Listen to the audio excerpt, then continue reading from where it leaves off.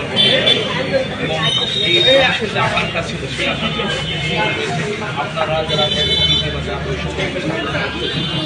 তারা এই আন্দোলনটাকে 5 বছর পরে ফিরে পেলেন।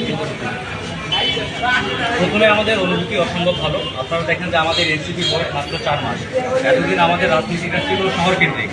যখন আমরা গ্রাম কেন্দ্রিক আমরা আমাদের কার্যক্রমগুলো মোড় করা শুরু করলাম, আমরা জনগণের অসম্ভব ভালো সাপোর্ট পাচ্ছি, ভালোবাসা পাচ্ছি, জনসমর্থন পাচ্ছি।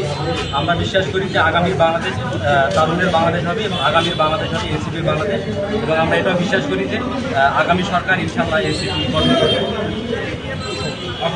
এই যে আমাদের আজকে আপনারা অনেক নেতা কর্মী একত্রিত হলেন, আপনাদের দলীয় প্রধান তিনি নিজে আসে স্লোগান দিয়েছিল, এতে করে নেতা কর্মীদের মধ্যে কতটুকু উজ্জীবিত মনে হচ্ছে? এটা অবশ্যই উজ্জীবিত হবে, কারণ আমাদের কেন্দ্রীয় নেতা যখন নিজে স্লোগান দিয়েছে অবশ্যই আমাদের যারা কর্মী আছে, আমরা যারা কর্মী আছি ওটা অবশ্যই উজ্জীবিত হবে। মানে এটা আমাদের জন্য অনেক বড় একটা বিষয় যে আমাদের কেন্দ্রীয় নেতা নিজে স্লোগান দিয়েছে।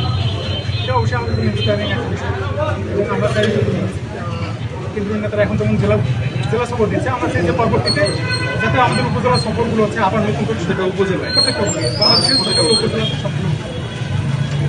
আরেকজন